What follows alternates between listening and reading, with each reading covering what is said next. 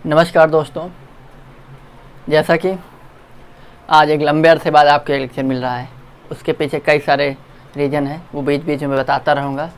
लेकिन जैसे कि हिस्ट्री जो चल रही थी, हिस्ट्री का ही आज लेक्चर में लेकर आया हूँ, जिसमें से हम सभ्यताएं बता रहे थे। मेसोपोटामिक सभ्यता का मैंने जिक्र आपसे कर दिया था। उसके आगे अब हम मिस्र की सभ्यता और पीली नदी या जिसे चीन की सभ्यता या हांगहो नदी की सभ्यता कहते हैं, रोमन की सभ्यता, ऐसी कई सारी सभ्यता आपको बताएंगे। तो जैसा कि मैंने आपको मिस्र की सभ्यता बता दिया, मेसोपोटामिक सभ्यता बता दिया था। मेसोपोटामिक सभ्यता दुनिया की सबसे पहली सभ्यता थी या सबसे प्राचीनतम सभ्यता थी। यहाँ ये एक ग्रामीणी या गांव की सभ्यता थी। कहने का मतलब शहरी सभ्यता नहीं थी, ग्रामीण सभ्यता थी या देहाती थी। इसका कार्यकाल, इसकी अवधि 5000 ईसा पूर्व मानी जाती है। अगर वर्तमान से देख लिया जाए तो 7000 हो जाएगा, क्योंकि 2000 हम ऑलरेडी जी चुके हैं। ठीक है, इस प्रकार से अगर वर्तमान से आपसे क्वेश्चन पूछ लिया जाए तो 7000 नहीं ईसा पूर्व से पूछा जाएगा, तो 5000 ईसा पूर्व से। क्लियर। यहीं पर इसका मुख्य आधार कृषि थी। यहाँ यह सभ्यता अर्थात मेसोपोटामिक सभ्यता टिब्रिस और यूफ्रेटस दो नदियों के बीच में स्थित यह सभ्यता थी। और रीजन ये है कि अच्छी बात यह है कि ये नदियों के बीच में थी, तो वहाँ पर पानी की सुविधा आसानी से थी, उपलब्धता आसानी से थी, जिसकी वजह से वहाँ पर कृषि उसी करना आसान था। इसलिए इनका आधार क्या था? कृषि था। बात ये की जाए तो इस सभ्यता को 4 भागों में बांट दिया गया। सुमेरियन की सभ्यता, बेबीलोन की सभ्यता, और आशीरिया की सभ्यता और कैटरिया की सभ्यता। तो यहाँ पर जो सुमेरियन की सभ्यता है, सुमेरियन की सभ्यता ही मेसोपोटामिया की पश्चिमी सभ्यता से इसका ताल्लुकात रखा जाता है। तो और जो मेसोपोटामिया की पश्चिमी सभ्यता थी वो शहरी थी। इसलिए कई बार क्वेश्चन पूछ लिया जाता है कि हड़प्पा सभ्यता और मेसोपोटामिया सभ्यता के कौन सी सभ्यता एक दूसरे से मैच करती, तो सुमेरियन सभ्यता। लेकिन जब क्वेश्चन पूछा कि क्या एक दूसरे के समतुल्य नहीं है, लेकिन जब स्पेशली सुमेरियन सभ्यता का जिक्र कर दिया जाए या पश्चिमी सभ्यता का जिक्र कर दिया जाए, तो हड़प्पा सभ्यता और मेसोपोटामिया की पश्चिमी या सुमेरियन सभ्यता एक दूसरे के समतुल्य हैं। रीजन वो भी शहरी थी और ये भी शहरी है। लेकिन ओवरऑल मेसोपोटामिया की बात की जाए तो आपका ये जवाब गलत हो जाएगा, क्योंकि ओवरऑल की जब बात की जाती है तो एक ग्रामीण या देहाती सभ्यता कहलाती है। ठीक है। वहीं पर जो बेबीलोन था, बेबीलोन में ही सिकंदर का मकबरा है, बेबीलोन में सिकंदर के घोड़े का मकबरा है। बेबीलोन में एक इसके घोड़े का नाम बुके फेराल था, तो इसके घोड़े की समाधि जहाँ पर है या इसका घोड़ा जहाँ मरा था सिकंदर का, उस शहर का नाम बुके फेराल रख दिया गया। ठीक है। तो ये सारी चीज़ें मैंने आज से जिक्र कर रखी थी। अब आगे हम आज पढ़ते हैं मिस्र की सभ्यता। मिस्र का जो सबसे प्रसिद्ध राजा था वो था फिरौन। मिस्र की सभ्यता केमिकल युक्त सभ्यता थी। कहने का तात्पर्य है यहाँ पर केमिकल का लेप बहुत ज़्यादा इस्तेमाल होता था मरने मम्मी पे। अर्थात जो यहाँ का प्रसिद्ध राजा फिरौन था, कहावत है या इतिहास में पढ़ने को मिलता है या लोग बताते हैं कि जो फिरौन था उसको श्राप था कि ना तो तुम्हें इस पृथ्वीलोक पर मुक्ति मिलेगी, ना ही स्वर्गलोक में मुक्ति मिलेगी। इसलिए वो जब फिरौन मरा, राजा जो मिस्र का राजा फिरौन था, वो जब मरा तो उसकी बॉडी को लेप, मतलब केमिकल युक्त जो लेप था उससे लेपित करके एक क्या बोलते हैं उसको, एक कांच के पात्र में ऐसे बंद करके रख दिया गया। आज भी है। ऐसा नहीं कि वो बॉडी गली नहीं, लेकिन हाँ केमिकल के इस्तेमाल की जब बात की जाए कि केमिकल सबसे पहले केमिकल खोज कहाँ या सबसे पहले कहाँ के लोगों ने इसका इस्तेमाल किया, तो वो है मिस्र के लोग। इसीलिए मिस्र को ही रसायन विज्ञान का जनक माना जाता है। रीजन मिस्र से ही रसायन विज्ञान की उत्पत्ति हुई है और रसायन विज्ञान को विज्ञान का विज्ञान भी कहते हैं। ठीक है। ये सारी चीज़ें यहाँ पर एक स्थान है गाजा, और गाजा का जो क्या बोलते हैं उसको, पिरामिड, गाजा शहर जो है पिरामिड के लिए बहुत ज़्यादा प्रसिद्ध है। तो चलिए देखते हैं मिस्र की सभ्यता। मिस्र की दूसरी सभ्यता है आपकी, और यह मिस्र नदी के तट पर थी। मिस्र की सभ्यता, मिस्र की सभ्यता या मिस्र नदी की सभ्यता भी इसको बोल देते हैं। दूसरी चीज़, यह नील नदी के तट पर स्थित है ये सभ्यता, और मिस्र को नील नदी का वरदान कहते हैं। नील नदी दुनिया की सबसे लंबी नदी है प्रेजेंट टाइम पर। ठीक है। तो मिस्र की सभ्यता की जब बात की जाए तो यहाँ का जो प्रसिद्ध राजा था वो था फिरौन।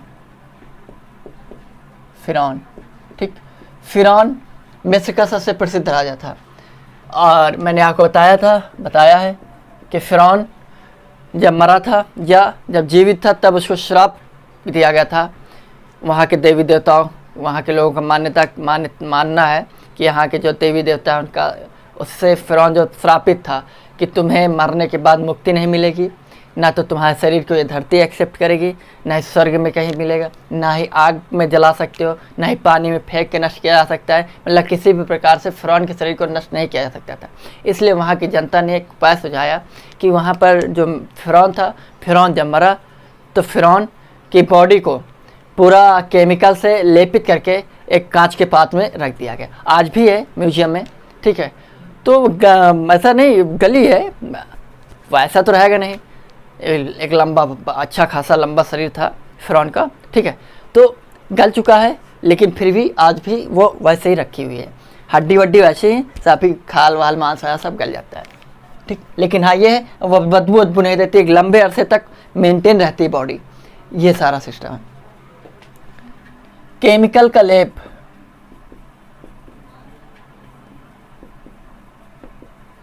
बनाने की जो विधि है, या केमिकल के लेप की सभ्यता भी इसे कहते हैं। केमिकल के लेप की सभ्यता किसे कहा जाता है?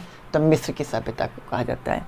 ये कई बार पूछा गया है कि केमिकल के लेप लगाने की सभ्यता भी इसको कहते हैं। और केमिकल के लेप की सभ्यता किस सभ्यता से संबंध है, इसका किस सभ्यता से संबंध है, किस सिविलाइजेशन से ये संबंधित है, रिलेटेड है? तो मिस्र की सभ्यता से, ठीक। पिरामिड के लिए बहुत ज़्यादा प्रसिद्ध है।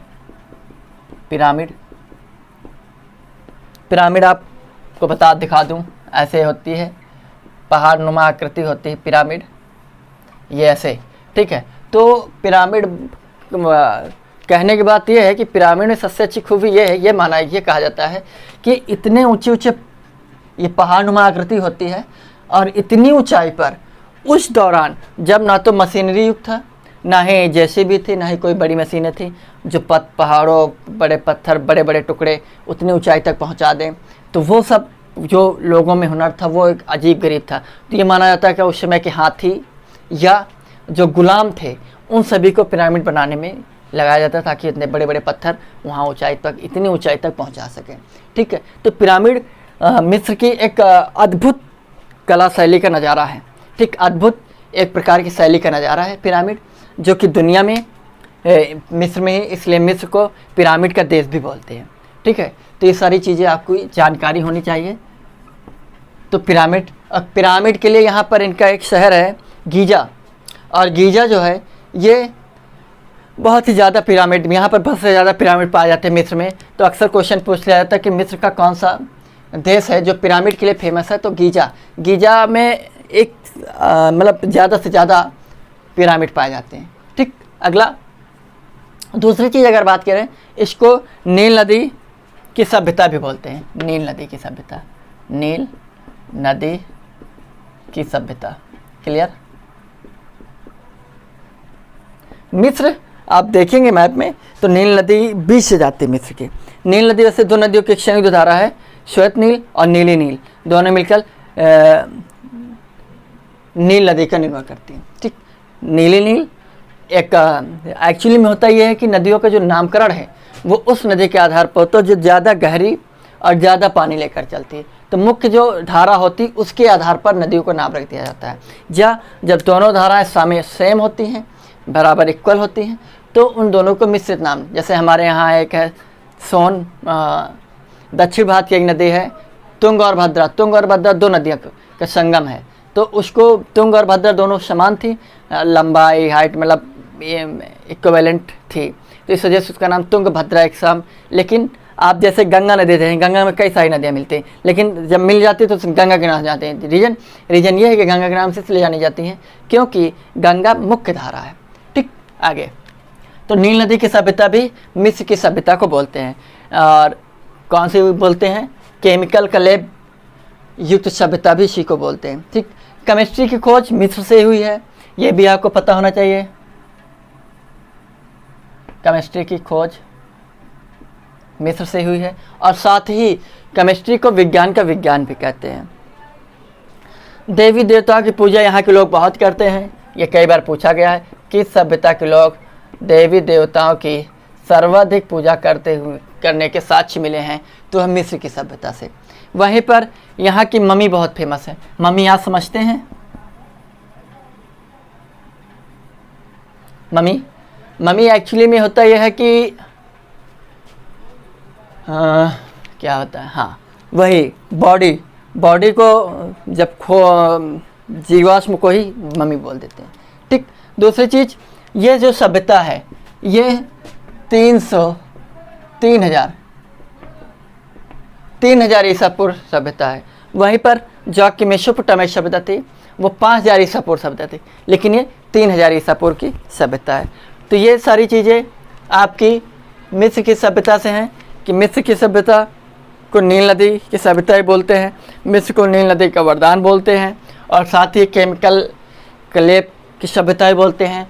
यहाँ पर यह सभ्यता पिरामिड के लिए बहुत ही ज़्यादा प्रसिद्ध है, या यहाँ के पिरामिड बहुत ज़्यादा प्रसिद्ध है। साथ ही केमिस्ट्री की खोज मिस्र से हुई है, और केमिस्ट्री को ही विज्ञान के विज्ञान था, केमिस्ट्री यानी रसायन विज्ञान। ठीक। देवी देवता की पूजा यहाँ के लोग बहुत ज़्यादा करते हैं, और साथ ही यहाँ की मम्मी बहुत ही ज़्यादा फेमस है। क्लियर? अगली रोमन की सभ्यता। रोमन की सभ्यता की अगर बात की जाए तो रोमन जो है इसे इटली की भी सभ्यता बोलते हैं, क्योंकि रोम इस समय वर्तमान में इटली की राजधानी है। तो रोमन की सभ्यता या इटली की सभ्यता, लेकिन इटली की सभ्यता कहेंगे तो थोड़ा अच्छा नहीं लगता, क्योंकि उस दौरान रोम जो है एक प्रसिद्ध शहर था, और उस सभ्यता को रोम के नाम से जाना गया, इसलिए स्पेशली हम इसको रोम सभ्यता बोलते हैं या रोमन की सभ्यता। तो हेडिंग हमारी है अगली जो सभ्यता है रोमन की सभ्यता। रोमन की सभ्यता। क्लियर? रोमन की सभ्यता की बात करें तो रोमन जो है, जैसे हमने आपको बताया था कि हड़प्पा एक नगरीकृत सभ्यता है। ठीक। लेकिन रोमन जो है आधुनिक नगरीकृत सभ्यता है। क्या? आधुनिक नगरीकृत सभ्यता है। वर्तमान में जैसे आप देख रहे हैं ना, अच्छे जैसे आप दुनिया में धरती का सर किसे कहता है? फ्रांस को। ठीक। फ्रांस की राजधानी, उसको धरती का सर कहा जाता है। लेकिन रोम उस दौरान उस टेक्नोलॉजी, उस हिसाब से बसाया गया शहर था जो कि वर्तमान में अच्छे शहरों के शहर भी मात खाते। उस दौरान का रोम आज के दौरान के शहरों को मात देता है। तो आप सोच सकते हैं, आप कल्पना कर सकते हैं कि किस प्रकार से उस शहर को बसाया गया होगा, किस प्रकार से उस शहर को मॉडिफाई किया गया होगा। ठीक है। उस दौरान की वो कलाकृति, वो शैली, वो नकाशेदारी, हुनरमंद लोगों को क्या बताया जाए, मतलब बिल्कुल अद्भुत तरीके से रोम बसाया गया था। तो इसीलिए रोम को आधुनिक सभ्यता, आधुनिक नगरीकृत सभ्यता भी बोलते हैं। आधुनिक नगरीकृत सभ्यता भी इसे बोलते हैं। जबकि हड़प्पा जो है आधुनिक नगरीकृत सभ्यता किसको बोलते हैं? रोम की सभ्यता, रोमन की सभ्यता को। हड़प्पा क्या है? नगरीकृत सभ्यता है। लेकिन रोमन क्या है? रोमन की सभ्यता आधुनिक नगरीकृत सभ्यता है। आपने सुना होगा अगस्टस जूलियस। ठीक। तो यहाँ का जो प्रसिद्ध राजा था वो था अगस्टस जूलियस सीजर। कौन था? Augustus Julius Caesar. Clear? Augustus Julius Caesar यहाँ का प्रसिद्ध राजा था, और कई बार पूछा भी गया है, इसलिए ये सारी चीज़ें आपको मालूम होनी चाहिए। ये एक आधुनिक नगरीकृत सभ्यता थी, साथ ही ये पूरी दुनिया की सबसे ज़्यादा विकसित सभ्यता थी। ठीक। और मैंने बताया आपको मुख्यतः यह सभ्यता इटली में थी, इसलिए इसको इटली की सभ्यता भी कहते हैं। या भूमध्य सागर, इस सबसे ज़्यादा कई बार क्वेश्चन पूछा गया सबसे ज़्यादा किस सभ्यता का अधिकार भूमध्य सागर में था, क्योंकि भूमध्य सागर बीच में पड़ जाता है, इधर मिस्र दक्षिण में, उधर रोमन इटली पड़ जाता है। इसलिए ये क्वेश्चन काफ़ी कन्फ्यूजन क्रिएट कर देता है कि भूमध्य सागर पर एकाधिकार किसका था। तो भूमध्य सागर पर एकाधिकार रोमन का था, रोमन की सभ्यता पर। तो भूमध्य सागर में एकाधिकार किसका था? रोमन की सभ्यता का था। ठीक, ये सभ्यता जो है भूमध्य सागर को अपने अंडर में करके रीजन थी, उस दौरान की बहुत ही फल फूलने वाली सभ्यता थी, बहुत ही ज़्यादा दमदार या विकसित सभ्यता थी। क्लियर? और ये इसकी टाइमिंग जो है ये 600 ईसा पूर्व के, कितनी है? 600 ईसा पूर्व। वहीं पर जहाँ मेसोपोटामिया दुनिया की सबसे प्राचीनतम सभ्यता है 5000 ईसा पूर्व थी, वहीं पर दूसरे नंबर पर मिस्र की सभ्यता जो कि 3000 ईसा पूर्व थी, वहीं पर आके रोमन की सभ्यता 600 ईसा पूर्व की मानी जाती है। ठीक, रोमन की एक कहावत है इंग्लिश में कि हिंदी में है, रोम कोई एक दिन में नहीं बना है, कि रोम नॉट बिल्ट वन डे या ए डे। तो वही चीज़, मतलब रोम इतना आधुनिकृत तरीके से बताया गया शहर था, यह सभ्यता थी जिसकी कल्पना उस दौरान के लोगों में करना एक चैलेंजिंग टास्क था।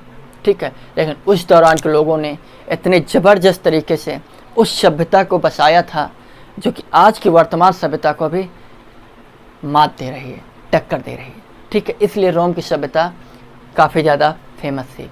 तो इसीलिए आप सुनते हैं कि लोगों के जो कहावत है वो यही कहते हैं कि रोम कोई एक दिन में बसा हुआ शहर नहीं है। ये बिल्कुल सही है, रोम को बनाने में एक लंबा अरसा लगा था, लेकिन वो कलाकारी, वो हुनरमंदी, वो शैली देखने को उस दौरान के किसी भी सभ्यता में नहीं मिलती। ठीक, इसके बाद अगर हम देखें जो अगली सभ्यता है वो फारस की सभ्यता है। फारस या इराक की सभ्यता आप बोल सकते हैं, क्योंकि प्राचीन काल का फारस ही वर्तमान का इराक कहलाता है। ठीक, प्राचीन काल का फारस ही वर्तमान का इराक कहलाता है। तो अगली जो हमारी सभ्यता है वो है फारस की सभ्यता। फारस की सभ्यता या इसी को बोलते हैं, फारस को वर्तमान में इराक बोल देते हैं। ठीक, यहाँ पर लोग आग की पूजा करते थे, आग की पूजा करते थे। क्लियर?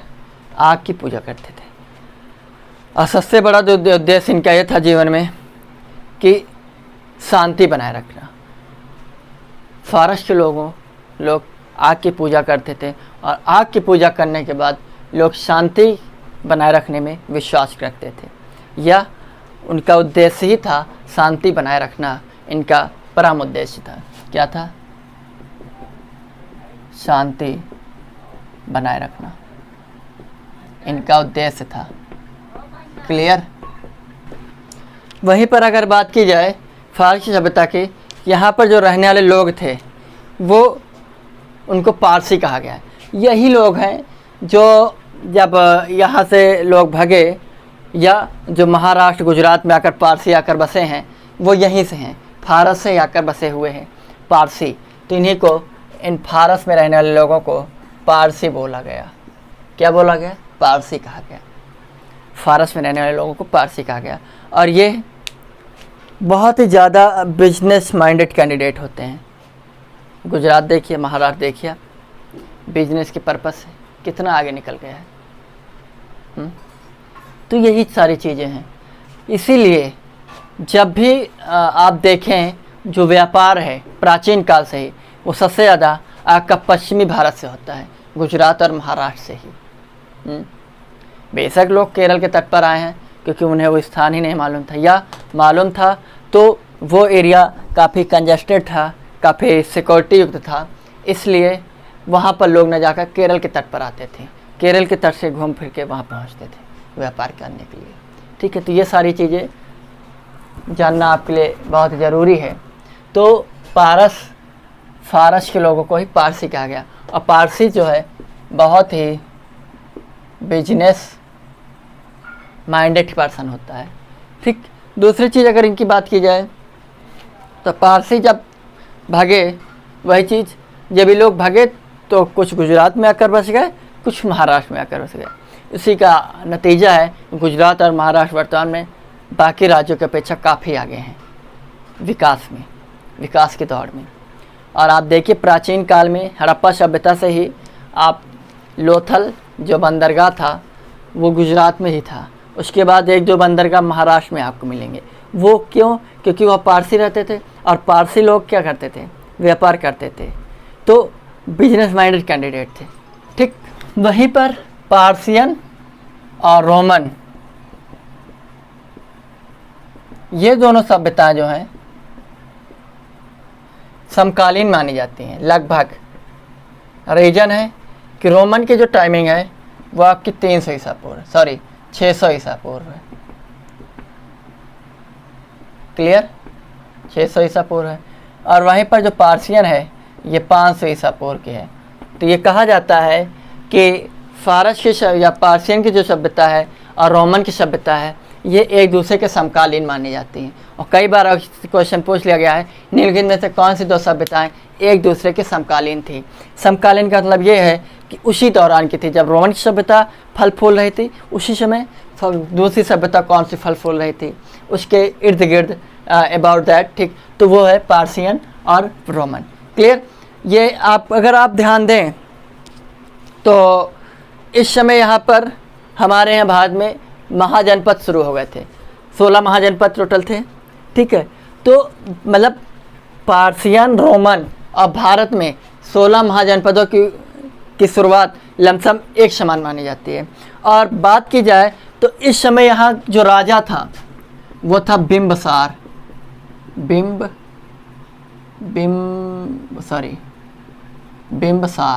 क्लियर? बिंबसार यहाँ का राजा था, मगध का राजा था बिंबसार, क्योंकि चंद्रगुप्त का पुत्र बिंबसार का पुत्र अशोक था। ठीक है, तो ये सारी चीज़ें हैं कि पार्सियन, रोमन और भारत में 16 महाजनपद एक दूसरे के समकालीन थे। और राजा उस समय यहाँ राजा कौन था? तो बिंबसार राजा था। ठीक, और इस समय भारत में जो महाजनपद थे उसमें मगध जो है एक नगरीकृत सभ्यता थी। कैसी सभ्यता थी? नगरीकृत सभ्यता थी। और रोमन सभ्यता आधुनिक हो चुकी थी। आप सोचिए हमारे यहाँ क्या हड़प्पा सभ्यता के बाद आपको वैदिक सभ्यता मिलेगी। वैदिक सभ्यता के बाद आपको 16 महाजनपद मिलेंगे। तो हड़प्पा वैदिक के बाद 16 महाजनपद आते हैं। उन 16 महाजनपदों में एक शहर था, वो था मगध, जो कि नगरीकृत था। लेकिन रोमन जो था आधुनिक नगरीकृत उस दौरान हो चुका था। आप कल्पना कर सकते हैं, आप सोच सकते हैं। ठीक, तो इस समय ये एक दूसरे के कौन सी सभ्यता समकालीन थे, इक्विवेलेंट थी? तो वो थी पार्सियन और रोमन की सभ्यताएं। लेकिन वहीं पर राजा इस समय भारत का कौन था? तो बिंबसार था। बिंबसार इस समय भारत का राजा था। और बिंबसार जो है वो चंद्रगुप्त का पुत्र था। क्लियर? और बिंबसार का पुत्र अगला कौन होता है? अशोक होता है। ठीक, तो ये सारी चीज़ें आप ले जाना। और कई क्वेश्चन कई बार पूछा गया लेकिन किस सभ्यता के लोग सर्वाधिक बिजनेसमैन यानी व्यवसायकृत जीवन जीते थे या बिजनेस युक्त या व्यवसायकृत जीवन जीने का तरीका मालूम था, तो वो थे फारस की सभ्यता के लोग, यानी इराक के लोगों को फारसी सभ्यता के लोग। पार्सियन वो जो भारत आए तो भारत में गुजरात और महाराष्ट्र समुद्र तट पे पड़ते हैं और उधर से नज़दीक भी पड़ते हैं, इसलिए सबसे पहले गुजरात और फारस में आकर बस गए। इसलिए गुजरात और महाराष्ट्र में आकर बस गए। इसलिए गुजरात और महाराष्ट्र आप देखते हैं काफ़ी ज़्यादा बिजनेस के लिहाज से, व्यवसाय के लिहाज से बहुत ही आगे और विकास के दौर में सबसे आगे चलते हैं। क्लियर? और ये आग की पूजा करते थे। ये क्वेश्चन बहुत पूछा गया है, लेकिन किस सभ्यता के लोग आग की पूजा करते थे? और लेकिन ये शांति बनाए रखने पे विश्वास रखते थे। इनका मुख्य उद्देश्य था कि हमारी सभ्यता में शांति बनी रहे। हमारे यहाँ लोग रीजन है, आप सिंपल सी बात, अगर आप शांत रहोगे ना तो आपका दिमाग जो है वो पॉजिटिव थिंकिंग देगा। और जब पॉजिटिव थिंकिंग देगा तो पॉजिटिव वे मिलेगा, और जब पॉजिटिव वे मिलेगा तो आपका जो भी काम होगा वो सकारात्मक यानी पॉजिटिव रिजल्ट भी मिलेगा। इसलिए दिमाग को शांत रखिए। शांत रखेंगे तो दिमाग सदा सकारात्मक डिसीजन लेगा, यानी अच्छे और सही डिसीजन लेगा, आपके हित में डिसीजन लेगा, आपके विकास में सहयोग देगा, आपको आगे बढ़ाने में मदद मिलेगी। उसका रीज़न है कि दिमाग जब शांत रहेगा तब तब आप अच्छा सोच पाएंगे, अपने लिए अच्छा कर पाएंगे, लोगों के बारे में अच्छा सोच पाएंगे। और जब आप लोगों के बारे अपने बारे पहले तो अपने बारे में आप अच्छा सोचना सीखें। जब आप अपने बारे में अच्छा सोचना सीख जाएंगे तो अपनों के बारे में अच्छा सोचना सीखें। जब अपनों के बारे में सीख जाएंगे तो आप आस पड़ोस के बारे में अच्छा करना चाहेंगे, उनके बारे में अच्छा सोचना चाहेंगे। इसलिए जब आप अच्छा सोचोगे तो खुदा भगवान भी आपके बारे में अच्छा ही सोचेगा।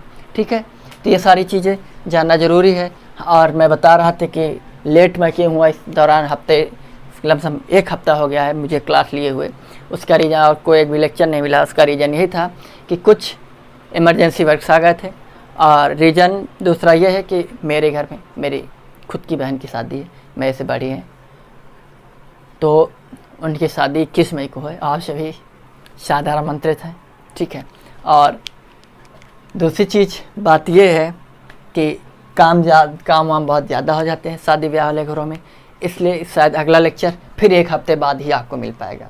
बीच में मिल जाएगा तो अच्छा ही होगा, लेकिन उसके बाद जब आपको लेक्चर मिलेगा तो कंटिन्यूटी बनी रहेगी। ठीक, क्योंकि सारे के सारे एग्जाम इस समय पोस्टपोन भी हो गए हैं। अच्छा मौका ही मुझे मिल गया है, नहीं तो मैं बहुत ही ज़्यादा कंजस्टेड हो जाता, रात बिरात मुझे वीडियो बनाने पड़ते हैं, और वो लेक्चर्स सही तरीके से आपको मैं डिलीवर कर पाता कि नहीं कर पाता, कि दिन भर दौड़ भाग और रात में लेक्चर्स को शूट करना, फिर सही कंटेंट के साथ शूट करना और अच्छी तरीके से उसको डिलीवर करना बहुत बड़ा टास्क है। ठीक है, तो ये सारी चीज़ें करने के लिए आप सभी मुझे थोड़ा सा समय दें। उम्मीद करते हैं कि आप परेशान नहीं होंगे, नहीं करेंगे, क्योंकि आप बहुत ही ज़्यादा समझदार हैं, इसमें कोई दो राय नहीं है। ठीक है, आगे तो ये रही फारसी सभ्यता। अब हम पढ़े, आपको एक पता होगी हांगहो नदी या पीली नदी कहाँ है, उम्मीद है कि आपको पता होगा। पीली नदी आपकी चीन में है। पीली नदी का दूसरा नाम ही हांगहो नदी है। ठीक, तो पीली नदी इसलिए नाम है क्योंकि जब ये हवा पश्चिम से पूर्व की ओर चलती है, पछुआ जेठ धारा, तो पछुआ जेठ धारा के माध्यम से जो आपका गोबी का मरुस्थल है, इस एरिया से, सॉरी, पश्चिमी जो चीन है, पश्चिमी चीन से जो धूल उड़कर जाती है वो उस नदी में बैठ जाती है, जम जाती है, जिसकी वजह से उस नदी का रंग जो है पीला हो जाता है, इसलिए उसको पीली नदी बोलते हैं। क्लियर, इसी को दूसरा नाम है हांगहो नदी। तो इसलिए अगली जो सभ्यता हम पढ़ने जा रहे हैं उसका नाम है पीली नदी, हांगहो नदी या चीन की सभ्यता। पीली नदी, हांगहो नदी या चीन की सभ्यता। क्लियर, चीन हमारा पड़ोसी है, वक्त वक्त पर साथ भी देता है, लेकिन वक्त वक्त पर दाग भी दे देता है। ठीक, ऐसे लोगों से बच के रहना चाहिए। चीन कब क्या कर जाए। कोरोना जैसी महामारी का बाप चीन है, क्योंकि कोरोना उसी का बच्चा है, तो जो बच्चा होता है जहाँ का बाप वो उसी का होता है। तो चीन क्या है, चीन is the father of corona. ठीक है, तो चलिए चीन की सभ्यता, ये पीली नदी, ये हांगहो नदी की सभ्यता। बात की जाए, ये दुनिया की सबसे ज़्यादा उपजाऊ भूमि पर पनपने फल फूलने वाली सभ्यता थी। तो कई बार क्वेश्चन पूछा भी गया है एग्जाम में कि निम्न में से कौन सी ऐसी सभ्यता है जो सबसे ज़्यादा उपजाऊ भूमि पर फली फूली ये विकसित हुई। सबसे ज़्यादा उपजाऊ भूमि पर फल फूलने वाली या बढ़ने वाली जो सभ्यता है वो आपकी पीली नदी, हांगहो नदी या चीन की सभ्यता है। ठीक है, यहाँ ये सभ्यता जो है चावल की खेती के लिए बहुत ज़्यादा जानी जाती है। चावल आज भी अच्छा खासा चावल होता है, चावल की खेती के लिए जानी जाती है। ठीक, सबसे ज़्यादा उपजाऊ भूमि वाली, साथ ही सबसे ज़्यादा यहाँ पर चावल की खेती, और यहाँ के लोग नए नए आविष्कारों के लिए भी जाने जाते हैं। यहाँ के लोग नए नए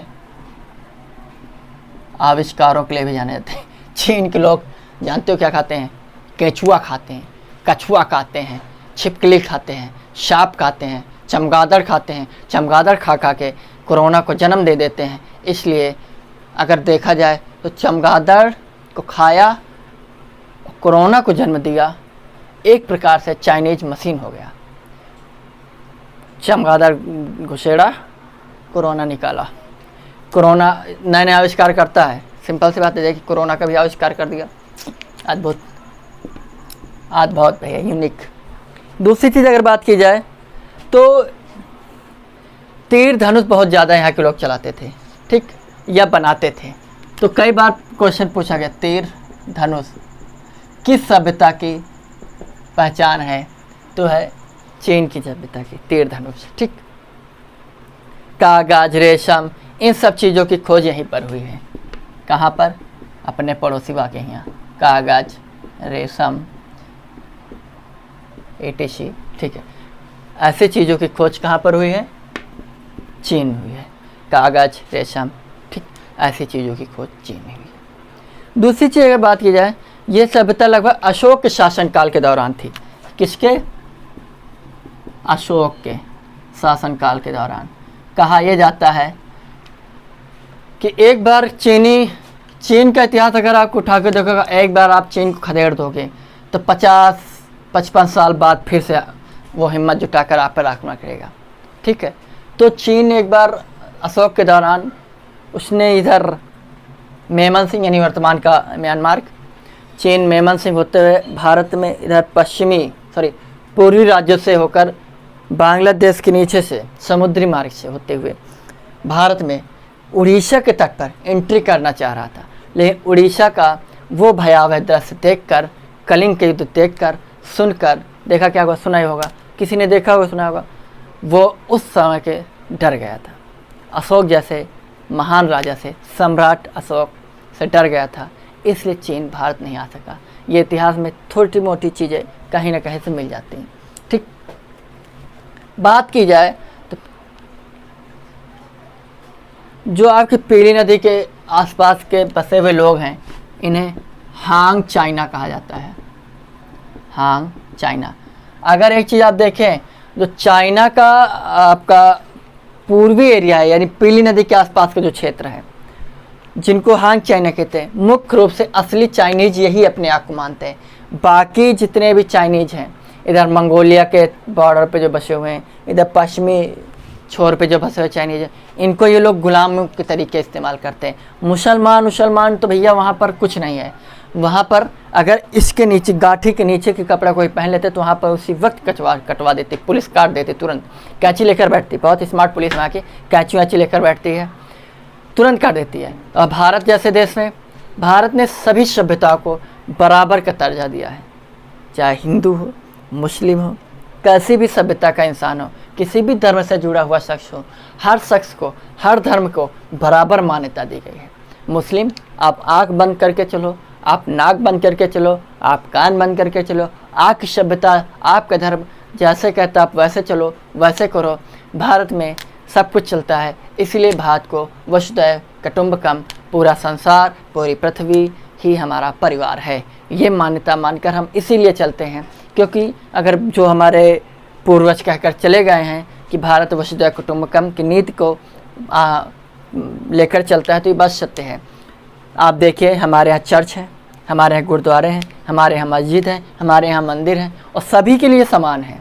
आप चाहे तो गुरुद्वारा जाएं, चाहे तो मंदिर जाएं, आप चाहे मस्जिद जाएं, चाहे मंदिर जाएं, आप चाहे चर्च जाएं, चाहे मस्जिद जाएं, चाहे मंदिर जाएं, ठीक। तो ये सारी चीज़ें, गुरुद्वारा वगैरह देखिए कितनी अच्छी चीज़ है। लंगर जहाँ 24 घंटे चलता ही रहता है, चलता ही रहता है। कोई कौन है, किस धर्म से संबंधित, कोई मायने नहीं रखता। आप आएँ, हमारे यहाँ भोजन ग्रहण करें, ये हमारा परम सौभाग्य है कि आप आए ही हैं। तो ये सारी चीज़ें भारत में ही देखने को मिलती हैं। दुनिया में लोग अचंभा मानते हैं, भारत में ऐसी कौन सी चीज़ है कि लगातार खाना बन रहा है, लोग खा रहे हैं, आ रहे हैं, जा रहे हैं, तरह तरह की चीज़ें देखने को मिलती हैं। इसीलिए भारत विविधताओं का देश है, ठीक है। इसीलिए कहा जाता है। दक्षिण भारत में आप जाएंगे, लोग VVIP लोग लुंगी पहनकर चलते हैं। उत्तर भारत में आप जाओगे, इधर कश्मीर में टोपी वगैरह पहन के चलते हैं। तो ये सारी चीज़ें आपको विधिवत देखने को मिलती हैं। इसीलिए भारत को विविधता भरा देश कहा जाता है। क्लियर? आगे चलते हैं। तो जो आपके इस एरिया के जो लोग थे, उनको हांग चाइना कहा गया। क्या कहा गया? हांग चाइना, ठीक। लेकिन ये सभ्यता जो थी बाद में अशोक के शासनकाल के दौरान थी। अगर पूछ लिया जाए कि निम्नलिखित में अशोक के दौरान के कौन सी सभ्यता सुमेलित की जाए, तो पीली नदी, हांगो नदी या चीन की सभ्यता, ठीक। अगला एक बहुत ही छोटा देश था, देश ही बोलो, स्पार्टा। क्या था? स्पार्टा। स्पार्टा की पहले मैं आपको एक कहानी सुना दूं, बहुत ही इंटरेस्टिंग, दिलकश कहानी है, दिलचस्प कहानी है। स्पार्टा की सभ्यता। बहुत से ऐसे लोग हैं इसमें जो पहली बार पढ़ रहे होंगे, सॉरी गलत हो गया। स्पार्टा की सभ्यता, स्पार्टा की सभ्यता। क्लियर? वर्तमान में आपका जो ग्रीस देश है ना, ये ग्रीस का एक छोटा सा हिस्सा था, ठीक,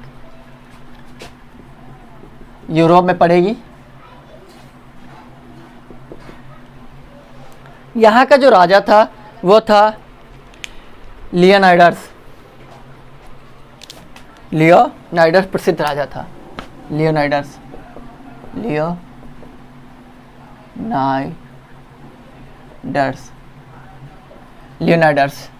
लियोनाइडस यहाँ का प्रसिद्ध राजा था। और एक दूसरा था जर्कशीज। तो लियोनाइडस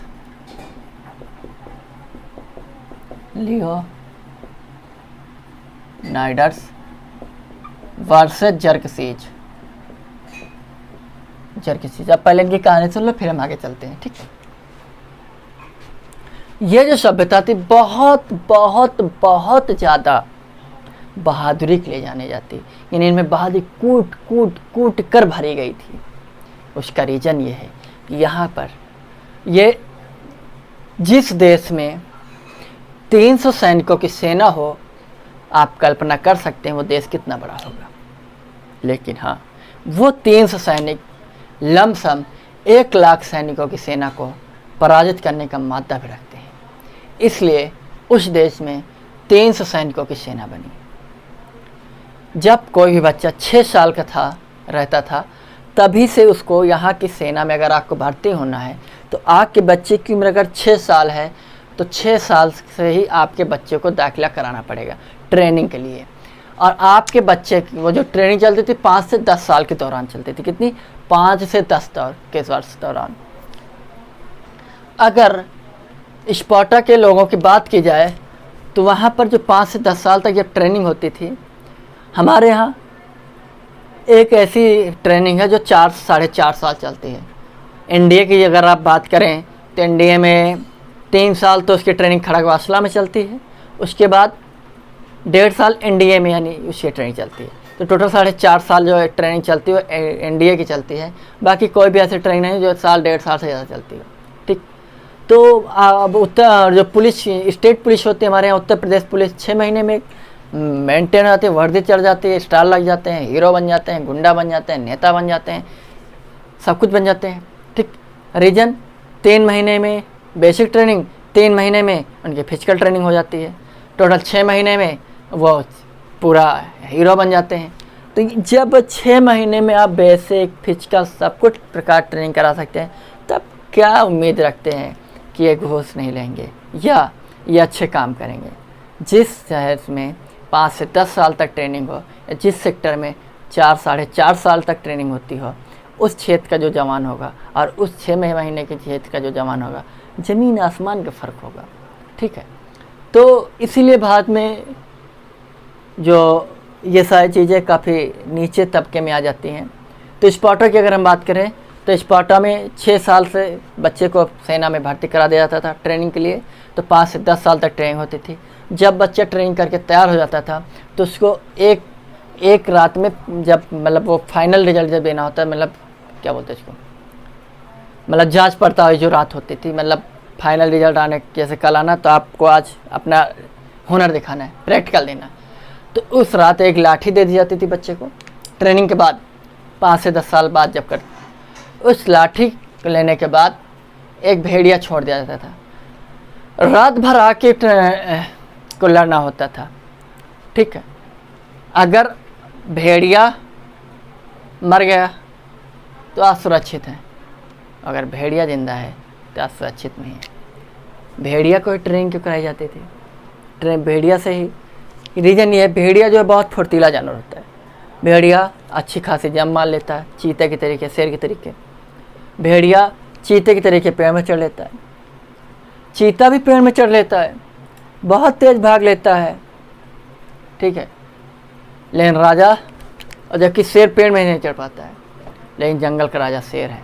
सारे हुनर होने के बावजूद भी चीता को दरकिनार करके शेर को जंगल का राजा कह दिया गया, ये बना दिया गया। रीजन, शेर में एक अद्भुत हुनर होता है।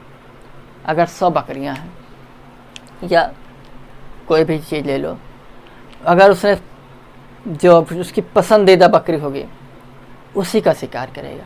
वो बकरी कितना भी भाग ले, या कितने भी बकरियां रास्ते में पड़ जाएं, या कितने भी प्रकार के जीव जंतु पड़ जाएं, शेर सभी करे हट अब मुझे पकड़ने दो, ठीक है, तो शेर उसी को पकड़ेगा। इसीलिए शेर को राजा कहा गया है। चीता वीता क्या है, भागे, बकरी ज़्यादा स्पीड में छोड़े दूसरी ला, ये सारी चीज़ें। तो भेड़िए बहुत ही फुर्तीला जानवर था, तो भेड़िए से जो जीत जाता था वही सेना का सदस्य होता था, वही उनके सैनिक होते थे। तो इस प्रकार से स्पार्टा के जो लोग थे, यहाँ पर इनके 300 सैनिकों की सेना थी।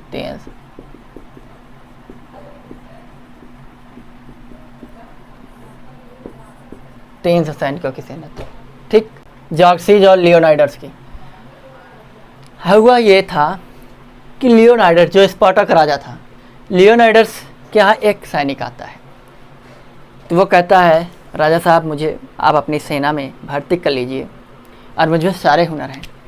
तो लियोनाइडस उसको बेइज्जत नहीं करता है। लियोनाइडस कहता है कि महान पुरुष, आपकी मैं बहुत इज्जत करता हूँ, लेकिन एक मेरी विनती है आपसे कि हमारे यहाँ सिर्फ 300 ही सैनिक रहते हैं, न एक कम न एक ज़्यादा रह सकता है। बाकी आप ट्रेनिंग हमारे यहाँ किए नहीं हैं, इसलिए हम आपको अपनी सेना में नहीं रख सकते हैं। आपके अंदर बहुत ज़्यादा प्रतिभा है, आप ज़बरदस्त शौर्य वाले सैनिक होंगे, लेकिन बहुत ही ज़्यादा बहादुर होंगे, लेकिन माफ़ी चाहता हूँ मैं आपको अपनी सेना में नहीं रख सकता हूँ। तो फिर वो सैनिक जाकर, एक राजा था जर्क्सीज, तो जर्क्सीज से जाकर मिल जाता है। जर्क्सीज एक्चुअली में होता ये है, जर्क्सीज जो है एक, आप किसी भी व्यक्ति को अगर फंसाना चाहते हैं तो आपके पास वेल्थ होना चाहिए, यानी धन। दूसरा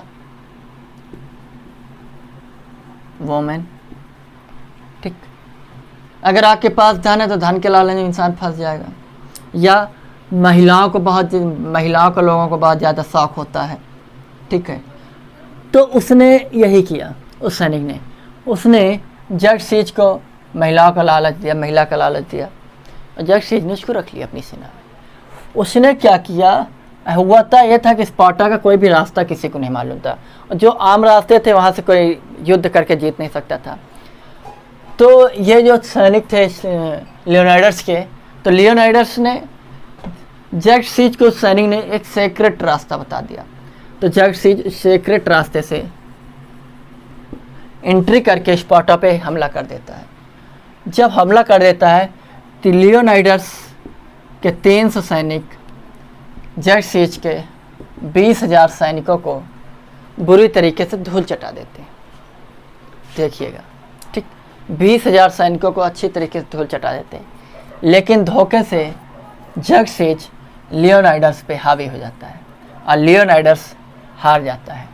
लेकिन जब लियोनाइडस हारता है तो लियोनाइडस मरते दम तक लड़ता है, लड़ते लड़ते कहता है, जर्क्सीज, जब भी इतिहास उठाकर देखा जाएगा तो इतिहास में कहा जाएगा कि 2 राजाओं के मध्य युद्ध हुआ था, एक जर्क्सीज था, एक लियोनाइडस था।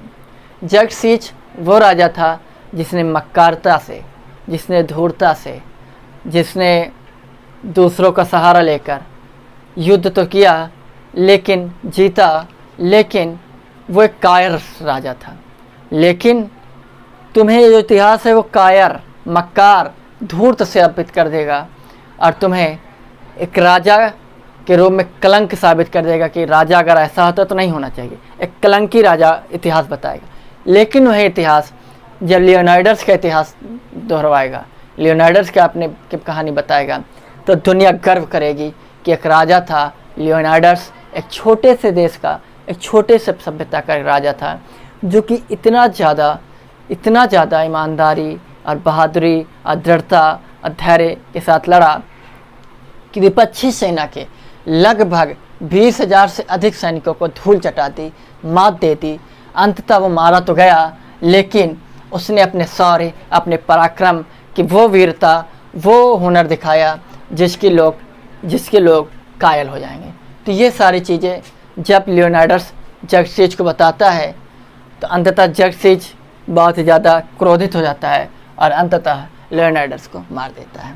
तो ये चीज़ थी जो कि बहुत ही अच्छी ज़रूरी था आपके लिए कि स्पार्टा की सभ्यता किस देश से बिलोंग करती है, तो ग्रीस से।